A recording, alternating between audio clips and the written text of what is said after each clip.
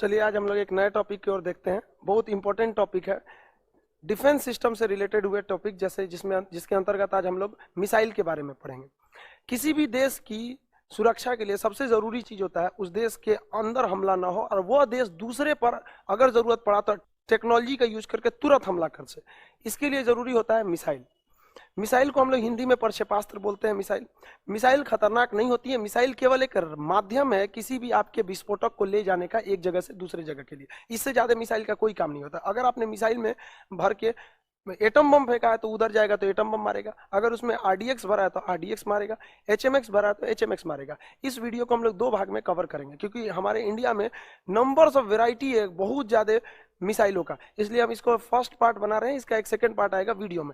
तो मिसाइल कार्यक्रम हम लोग समझते हैं। भारत में missile man APJ Abdul Kalam को कहा जाता है, जबकि मिसाइल वुमेन केसी थॉमस को कहा जाता है। अगर आप रॉकेट मैन की बात करेंगे तो के सिवान है, और सुदूर संवेदी सैटेलाइट यानी रिमोट सेंसिंग सैटेलाइट, वैसे सैटेलाइट जो दूर से ही जमीन को भांप लेते हैं, उनके जनक की बात करेंगे तो कस्तूरी रंजन, और परमाणु विज्ञान की बात करेंगे तो होमी जहांगीर भाभा का नाम आगे आता है।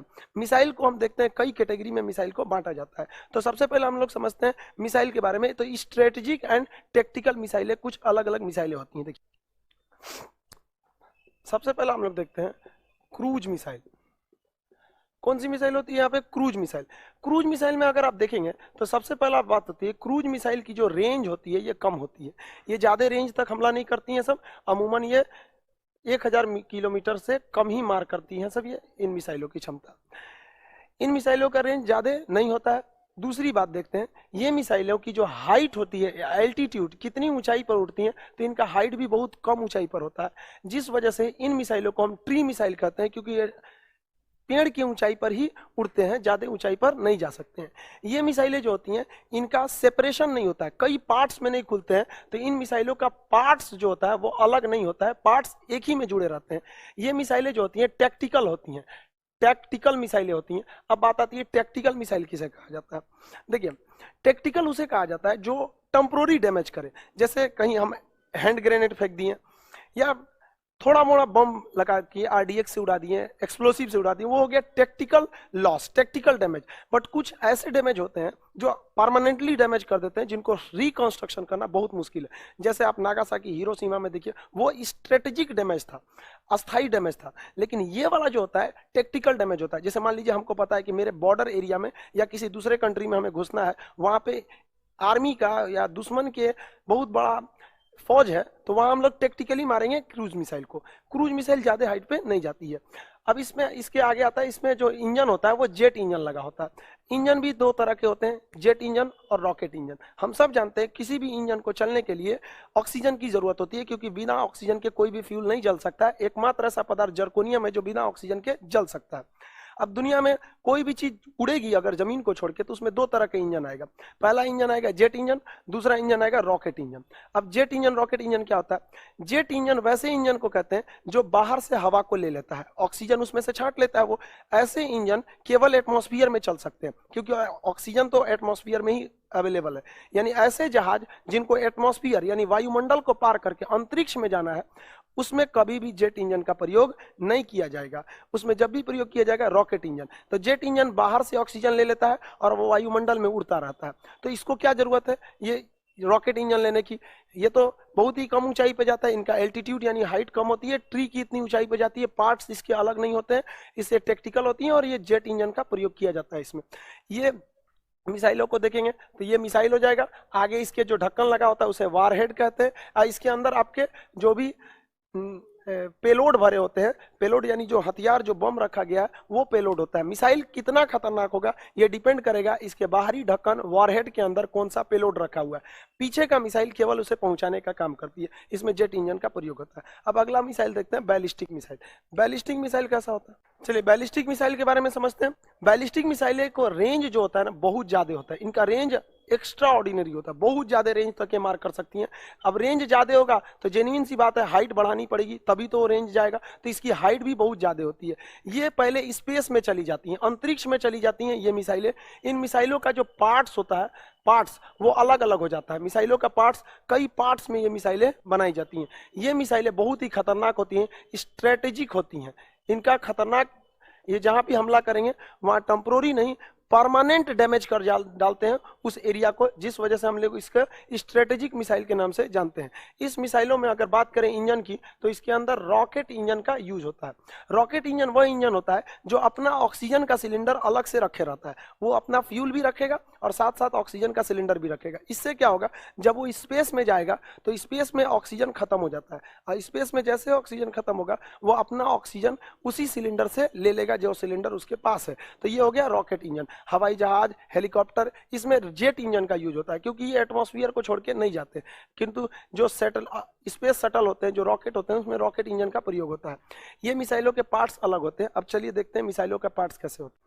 बैलिस्टिक मिसाइल को हम लोग 4 पार्ट में बांटते हैं। Part 1 A B C D, यहाँ तक का जो पार्ट होता है वो मिसाइल होता है, ये केवल पहुंचाने का काम करता है। अब उसके अंदर हथियार भरे होते हैं, ब्लास्ट, एक्सप्लोसिव जो ब्लास्ट करेगा उसे हम पेलोड कहते हैं, और इसके ऊपर एक ढक्कन लगाते हैं जिसे हम वारहेड कहते हैं, ताकि जब तक ये वायुमंडल में रहे घर्षण से इस पर कोई भी प्रभाव न पड़े। अब जैसे ही इसको हम छोड़ते हैं, ये एटमॉस्फेयर को पार करता है, पृथ्वी के वायुमंडल को छोड़ देता है, तो इसके आगे का वारहेड ड्रॉप करा दिया जाता है ताकि इसका वजन थोड़ा हल्का हो, और पार्ट ए को भी गिरा दिया जाता है ताकि हल्का हो और ये तेजी से भागे। अब ये क्या करता है, ये अंतरिक्ष में चला जाता है, अंतरिक्ष स्पेस में चला गया, कुछ दूर गया, इसका एक पार्ट बी भी खुल के गिर गया, और आगे जाएगा पार्ट सी भी खुल के गिर जाएगा। अब बच जाएगा पार्ट डी, और इसके आगे मेन बचा हुआ पार्ट जो इसका पेलोड है। अब यहाँ हमारा दुश्मन है। अब ऐसा तो नहीं है कि दुश्मन यहाँ चूड़ी पहन के बैठा है, दुश्मन के भी अपने रडार हो गए, ये रडार का साइन है, रडार पकड़ लेंगे इन मिसाइलों को, अब वो एंटी मिसाइल से इसको मार देगा। तब क्या किया जाए, इतना मेहनत तो यहाँ आने के बाद बर्बाद हो जाएगा, इसलिए यहाँ पर क्या किया जाता है, एक डेकॉय का यूज किया जाता है। डेकॉय क्या होता है, इसमें से निकलने वाला एक फालतू पदार्थ होता है जो रडार को अपनी ओर आकर्षित कर लेता है। रडार को लगता है कि यही मेन एक्सप्लोसिव है, यही बम है, जिसके आड़ में हमारा ये वॉरहेड का ये जो पेलोड है ये आराम से गिर सकता है दुश्मन के एरिया पे। इससे दुश्मन को मैक्सिमम लॉसेज होने की संभावना है।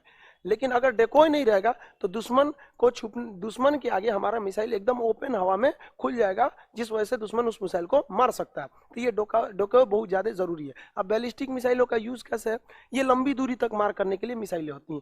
क्रूज मिसाइल कम दूरी तक मार करना है क्योंकि उसकी हाइट कम होती है, 200-300 किलोमीटर तक मार करने के लिए। लेकिन अगर लंबी दूरी मार करना है, इम्पॉसिबल है क्रूज मिसाइल से। कैसे, तो देखते हैं। अब जैसे ये पूरा वर्ल्ड है, हमको कोई कंट्री यहाँ है, उसको यहां पर मारना है, तो क्रूज मिसाइल से कैसे मारेगी, यहां मारेगी तो क्रूज मिसाइल तो नीचे गिर जाएगा, इसलिए उसे परंपरागत मिसाइल कहते हैं। जैसे हमारी पृथ्वी मिसाइल परंपरागत मिसाइल है, ब्रह्मोस मिसाइल क्रूज मिसाइल है। अब हम मिसाइलों के नाम हम दूसरे वीडियो में बताएंगे आपको। अब यहां से यहां मारना है तो कैसे मारेंगे, इसके लिए आता है हमारे लिए बैलिस्टिक मिसाइल। बैलिस्टिक मिसाइल को यहां से छोड़ेंगे, सीधे बैलिस्टिक मिसाइल स्पेस में चला जाएगा।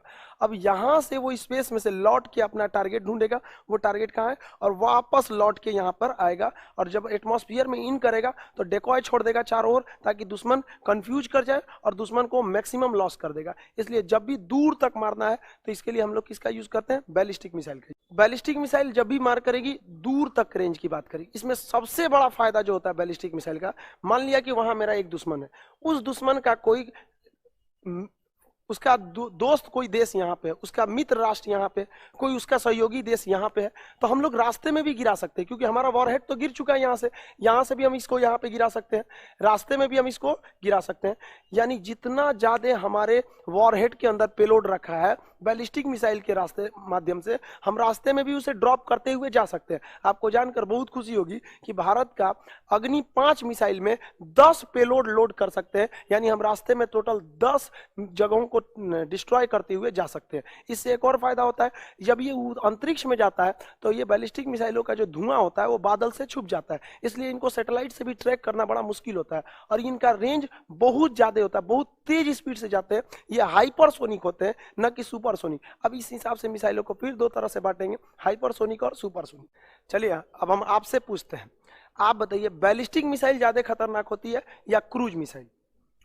देखिए हमारे हिसाब से अगर बात करेंगे तो ज्यादा जरूरत जो होती है वो क्रूज मिसाइल की होती है, क्योंकि ज्यादातर पड़ोस में ही युद्ध होते हैं। और बैलिस्टिक मिसाइल, अब्दुल कलाम ने भी बोला था कि बड़ी मिसाइलें शोपीस बन के रह जाती हैं, तो छोटी मिसाइलें ज्यादा खतरनाक होती है। ये कम हाइट से जाती हैं, इसलिए इनको ट्रैक करना बड़ा मुश्किल होता है।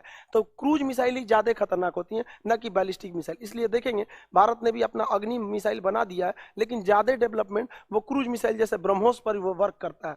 तो चलिए अब हम लोग थोड़ा सा आगे समझते हैं सुपरसोनिक क्या होता है और हाइपरसोनिक क्या होता है। सबसे पहला चीज होता है मेक नंबर। देखिए मेक नंबर क्या होता है? मेक नंबर से हम वायुयान या मिसाइलों की चाल नापते हैं।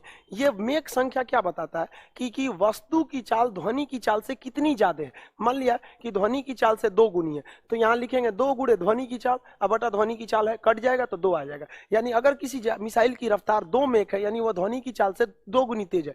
5 मेक है मतलब 5 गुनी तेज है। 10 मेक है मतलब 10 गुनी तेज है। अब हमको पता होना चाहिए ध्वनि की चाल कितनी होती है, तो ध्वनि की चाल 330 मीटर पर सेकेंड हम लोग इसको मानते हैं। आप लोग इसको पढ़े होंगे, लाप्लाक्स ने इसको दिया था। चलिए अब हम समझते हैं, तो इस हिसाब से हम मिसाइलों को कितनी भाग में बांट देते हैं। देखिए मेक नंबर के आधार पर हम मिसाइलों को 3 भाग में बांटते हैं।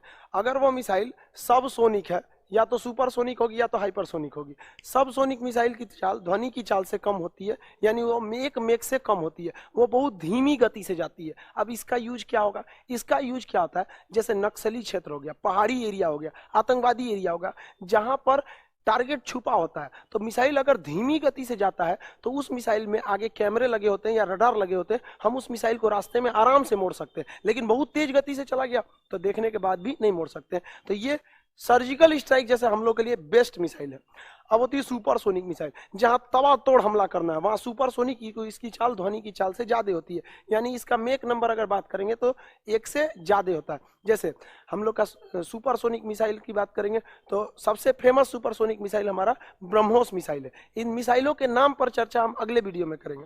अब आता है हाइपरसोनिक मिसाइल। इनकी रफ्तार तो पूछो नहीं, ध्वनि की चाल से 5 गुना तेज से भी ज्यादा, 5 गुना चाल से भी ज्यादा ये चलती हैं, इसलिए इनका मेक नंबर 5 से ज्यादा होता है। जैसे हमारी अग्नि मिसाइल, दुनिया की जितनी भी क्रूज मिसाइल है, सॉरी बैलिस्टिक मिसाइल है, वो सब की सब हाइपरसोनिक मिसाइल होती हैं। अभी हमारी इंडिया गवर्नमेंट और रसिया गवर्नमेंट के बीच एक डील हो रहा है, जिसके तहत हम लोग ब्रह्मोस 2 मिसाइल को बनाने के में काम कर रहे हैं। ब्रह्मोस 2 मिसाइल हाइपरसोनिक मिसाइल होगा। अभी जो वर्जन चल रहा है ब्रह्मोस मिसाइल का, वो बेसिकली क्रूज वर्जन चल रहा है। तो सबसे खतरनाक स्पीड होती है हाइपरसोनिक की, लेकिन ये जो होती है सब सोनिक मिसाइलें, ये ध्वनि की चाल से कम चलती हैं। अब देखिए मिसाइलों को फिर कई कैटेगरी में बांटते हैं। 2 कैटेगरी में यहाँ हम बांटते हैं, गाइडेड मिसाइल और अनगाइडेड मिसाइल। वैसी मिसाइल जिसे छोड़ने के बाद हम उसके रास्ते को बदल सकते हैं, उन्हें हम गाइडेड मिसाइल कहते हैं। अब रास्ता कैसे बदल सकता है? जीपीएस सिस्टम द्वारा बदल सकता है, कैमरा लगा सकते हैं, आगे इंफ्रारेड लगा सकते हैं, उस हिसाब से हम इसके रास्ते को बदल सकते हैं। या फिर लेजर लाइट के थ्रू हम उसको लेजर किरणों के द्वारा उस मिसाइल को रास्ते को बदल सकते हैं। इसका यूज कब किया जाता है? जब मूविंग टारगेट रहता है, जैसे उड़ते जहाज को मार के गिराना है। जैसे हमारे भारतीय वायुसेना के पायलट अभिनंदन जी ने पाकिस्तान के F-16 जहाज को मारा था, तो उसके लिए हमें गाइडेड मिसाइल चाहिए कि अगर टारगेट रास्ता बदले तो वो भी रास्ता बदल देता है, वो गाइडेड मिसाइल होती है। अगर लेजर के थ्रू बदला तो लेजर गाइडेड मिसाइल कहते हैं, नहीं तो जनरली उसे गाइडेड मिसाइल कहते हैं। गाइडेड मिसाइल के साइड साइड में पंख निकले होते हैं, विंग्स होते हैं, जिस वजह से वो अपना रास्ता बदल सकता है। अगर विंग्स नहीं रहेंगी तो वो गाइडेड मिसाइल नहीं है। इस रास्ते आप देख के भी पहचान सकते हैं। अभी हम आपको 2 इमेज देंगे, आपको फर्क पता करना है गाइडेड कौन सा है और अनगाइडेड कौन सा है, क्योंकि जिसमें विंग्स लगी रहेंगी वो गाइडेड है, विंग्स नहीं लगी रहेंगी अनगाइडेड मिसाइल है। अब देखिए अनगाइडेड मिसाइल क्या होता है?